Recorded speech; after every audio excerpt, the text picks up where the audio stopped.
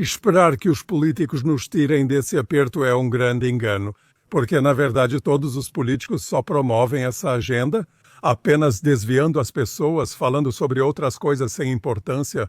Mas essa agenda está avançando, né? É uma mudança incrível em toda a nossa vida. Haverá uma queda nos mercados de trabalho como o mundo nunca viu antes. Por isso, haverá enormes turbulências. Teremos turbulências económicas, financeiras e sociais como o mundo nunca viu antes. Estamos diante de mudanças que terão uma dimensão absolutamente histórica. Sr. Wolf, antes de falarmos sobre o fim do mundo, poderia nos dar um pouco de esperança? Onde o senhor vê alguma luz agora? O que te dá esperança nesse mundo tão louco? Sim, essas turbulências me dão esperança. A humanidade sempre achou saída em crises e agora enfrentamos uma situação realmente difícil.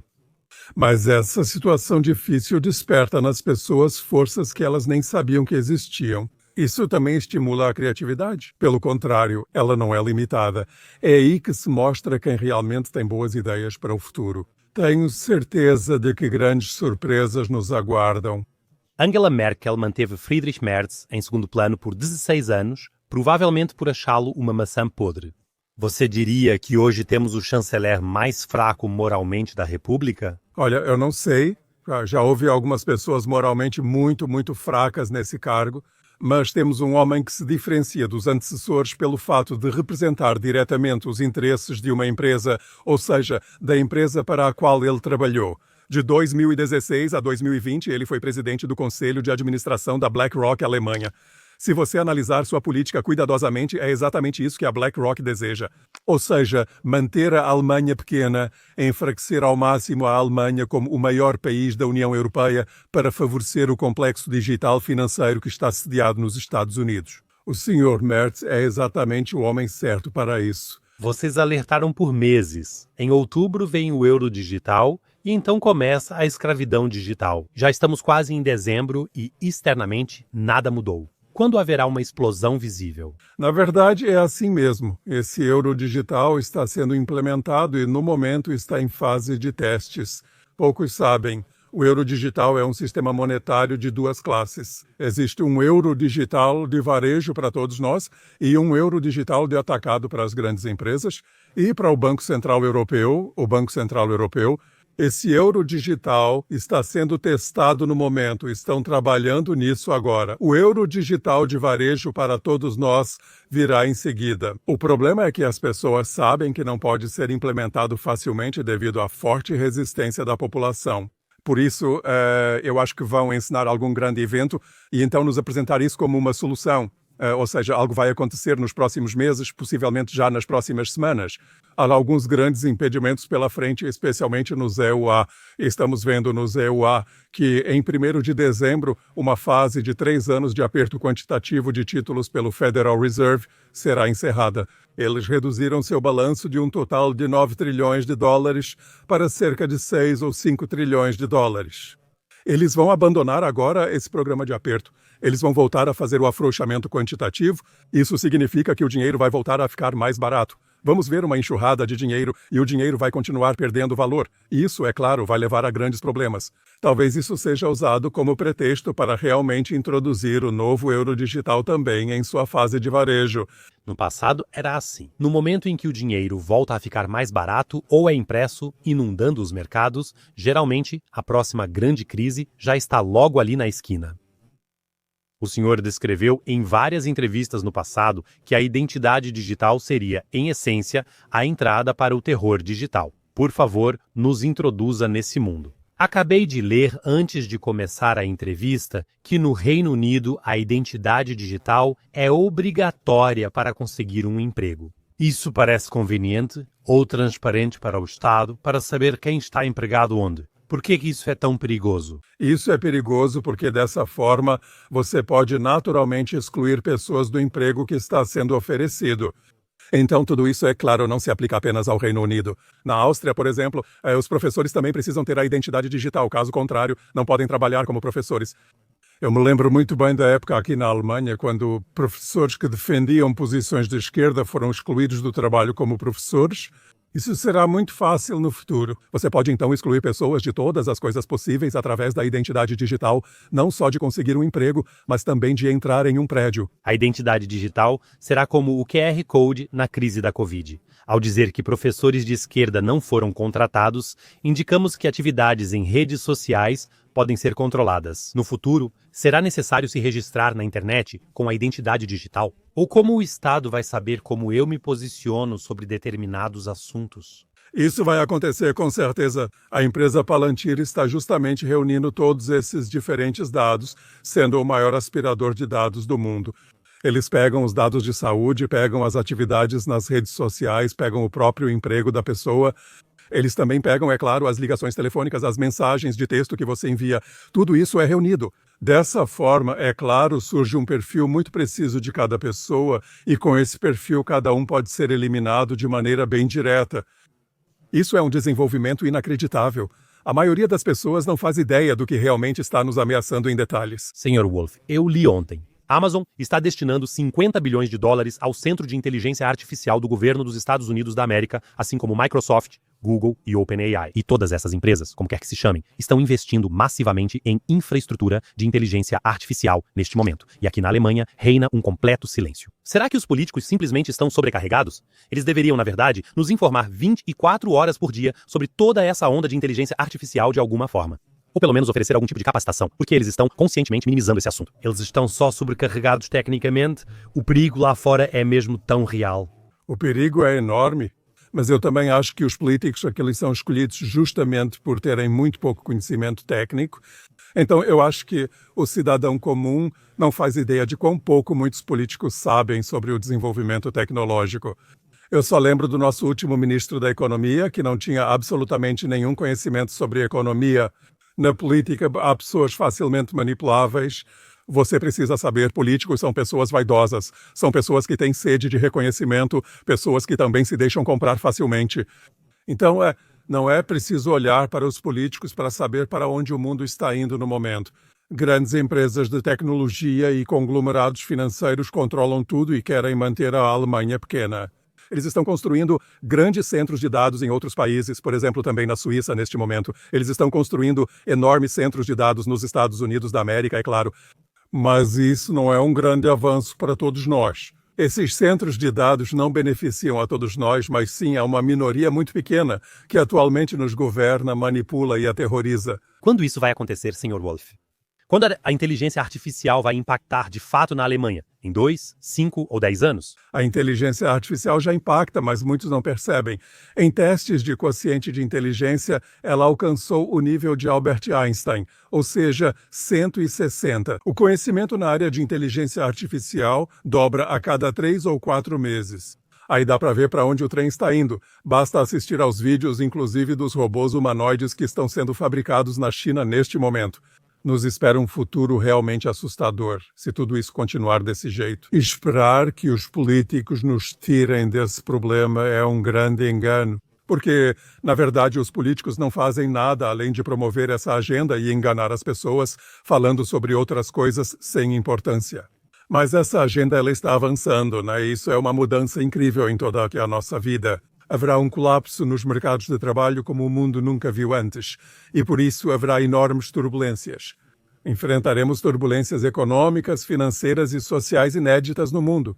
Estamos diante de mudanças que serão de proporções absolutamente históricas. Talvez você pense, a culpa é dos de cima, o Estado cuida de mim. Sinceramente, até quando você vai esperar que alguém cuide da sua vida?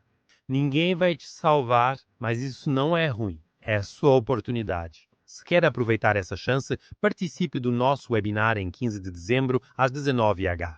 Baltazar Becker e eu vamos te mostrar como conquistar liberdade interna e financeira, para que em 2026 você decole de vez. É gratuito.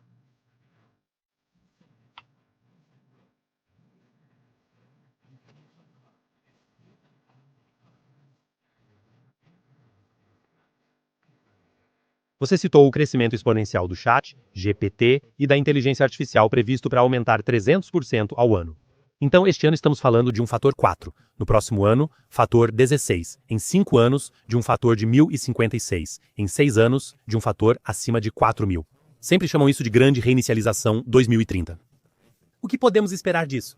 A gente só precisa pensar em quais empregos vão sobreviver então. Olha, eu quase não conheço nenhum emprego que possa sobreviver.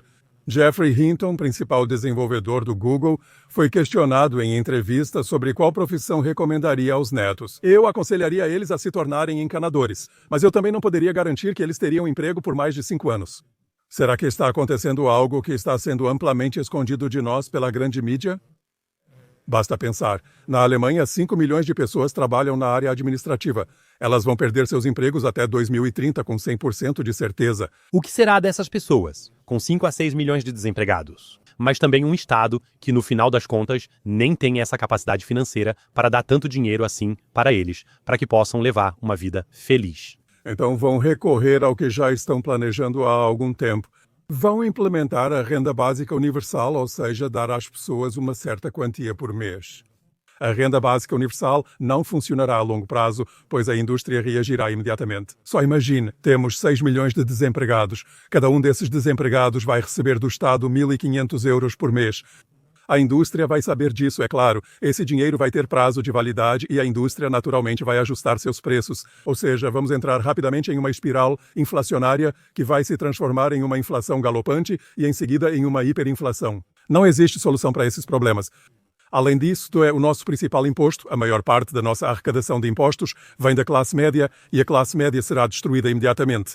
No momento, muita coisa está sendo perdida por causa da inteligência artificial. Algumas das grandes empresas vão usar a inteligência artificial e, com isso, vão se tornar ainda mais bem-sucedidas. Mas a classe média vai sofrer com isso. Ela vai continuar se desfazendo. Com isso, haverá cada vez menos impostos. Assim, o Estado vai economizar cada vez mais às custas das pessoas. Estamos diante de uma enorme onda de medidas de austeridade. Então, eu realmente vejo grandes turbulências vindo em nossa direção. O senhor citou Trump no início. Isso me perturbou um pouco nas últimas semanas. Mamdani, o novo prefeito de Nova York, chamou Trump de fascista de direita. Trump chama Mamdani de fascista de esquerda. Dias depois, na posse na Casa Branca, eles se abraçam e fingem ser grandes amigos, como em uma bromance. Vocês também percebem isso? Essas imagens são um pouco perturbadoras, porque é realmente uma encenação perfeita lá fora. Que eles todos se canibalizam em público de alguma forma e depois, por trás, vão reunir todo mundo, beber juntos. É assim, sempre foi assim antes também. Na primeira campanha, Trump afirmou que Hillary Clinton seria presa se ele fosse eleito presidente. Na posse, Hillary Clinton estava presente e ambos se cumprimentaram cordialmente. Precisamos parar de acreditar em qualquer palavra dos políticos e até mesmo de olhar para eles para saber o que nos espera nas próximas semanas.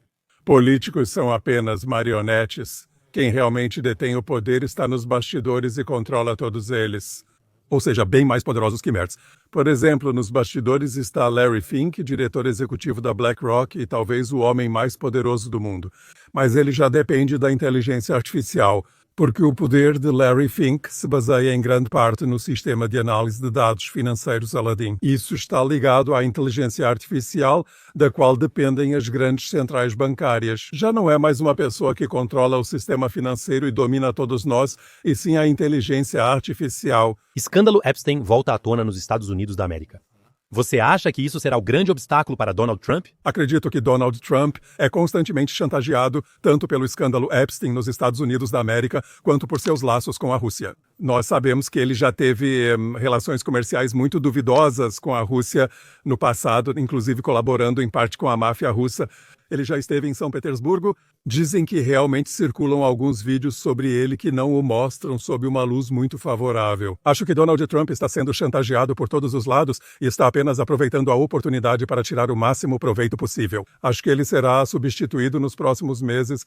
A gente vê ali ao fundo que J.D. Vance só está esperando. Vemos que Marco Rubio também está esperando. Os dois claramente não estão de acordo. Um tem como patrocinador Peter Thiel, o outro tem como patrocinador o chefe da Oracle, Larry Ellison. Acho que os dois também não estão totalmente de acordo, então possivelmente ainda vamos ver uma pequena disputa de poder por aí. O essencial é que ambos só representam um complexo digital financeiro dos Estados Unidos da América. Você acha? Esse também é o motivo pelo qual Donald Trump ajudou a criar o mais longo shutdown da história dos Estados Unidos da América para que, no final das contas, esses escândalos fossem varridos para debaixo do tapete. Sim, claro, esse também é um dos muitos motivos para isso. Também o uso da Guarda Nacional em todo lugar. Ele mandou a Guarda Nacional para algumas cidades democratas. Também as ações militares dele contra a Venezuela. Tudo isso são grandes manobras de distração, embora, é claro, isso também possa se tornar algo sério. Eu vejo uma guerra contra a Venezuela como muito provável, seja como consequência ou como uma ação paralela à ampliação da guerra no Oriente Médio. Para mim, a agenda por trás disso parece ser que os EUA estão tentando, aos poucos, sair da Ucrânia. Mas que então vão agir com Israel contra o Irã. O Irã então vai fechar o Estreito de Hormuz e os EUA vão ocupar a Venezuela e de lá obter seu petróleo. Então eu acredito que existe uma grande agenda por trás disso que aposta em guerras. Nós sabemos que a indústria de armas está crescendo de uma forma inimaginável, não só no Ocidente, mas também no Oriente. Na Rússia, os gastos com armamentos aumentaram 30% só no ano de 2024. Por quê? Por que a Venezuela é tão relevante para os americanos? Você acabou de mencionar reservas de petróleo. A Venezuela realmente tem isso? Este país tem as maiores reservas do mundo, superando a Arábia Saudita, Iraque e Irã juntos. Então isso é realmente muito interessante. Além disso, ainda tem um presidente que há muito tempo se apresenta ao povo como um líder de esquerda. Isso, é claro, também é um bom alvo ideológico para Donald Trump, que já determinou que a esquerda é culpada pela grande miséria do mundo, para desviar a atenção do fato de que, na verdade, são as empresas de tecnologia e as instituições financeiras. Ou seja, tudo se encaixa perfeitamente. Acho que se o Estreito de Hormuz realmente for fechado, vai ficar muito, muito difícil para a Venezuela. Porque a mídia está cheia de elogios a Donald Trump por causa do plano de paz para Gaza. Quando é sobre o plano de paz para a Ucrânia, dizem que precisa ser analisado com mais cuidado, como se ele estivesse num dia ruim ao anunciar. De onde vem essa dupla moral? Sim, é inacreditável. Em Gaza, é preciso dizer, também não há paz na faixa de Gaza. Israel não se tornou mais pacífico após o acordo. Israel atacou Síria e Líbano nos últimos dias. Isso não é relatado para nós, então não ficamos sabendo. Na minha opinião, a Ucrânia serve como uma grande manobra de distração para que se prepare uma guerra maior no Oriente Médio. É importante lembrar que Donald Trump e os americanos também estão sob pressão. A indústria de armamentos americana mal consegue acompanhar a demanda de fornecimento de armas no mundo todo. Eles também precisam de uma pausa para respirar. Aí é preciso esperar um tempo, mas a agenda, essa vai ser implementada em algum momento, e a agenda mostra claramente sinais de guerra. O diretor executivo da Rheinmetall afirmou recentemente que se sente em uma Wonder World. Como o senhor reage a essas declarações? Estou acostumado com muita coisa. Não sou mais jovem e acompanho a política há mais de meio século, mas devo dizer que o cinismo que está em alta atualmente teria chamado a atenção das pessoas há 30 anos. Hoje, aparentemente, as pessoas não percebem mais isso. Os tempos realmente ficaram mais frios, cruéis e brutais, inclusive no que diz respeito à linguagem. Só precisamos lembrar que agora mesmo as ações da Rheinmetall também caíram e então criaram o termo medo da paz. Ou seja, os investidores são movidos pelo medo da paz. Então, o termo medo da paz. Nem George Orwell imaginaria isso. Isso é tão perverso. Nem mesmo esse homem chegou a camadas mentais tão perversas. 70% dos alemães se sentem totalmente superestimulados e sobrecarregados no mundo atual. O que você aconselharia essas pessoas a fazer para conseguirem se reconectar consigo mesmas? Sim, se afastar da esfera digital o máximo possível, porque isso é bem simples. Nosso cérebro opera a 10 bits por segundo. Quanto mais informações recebemos, mais difícil fica para o cérebro organizar tudo isso.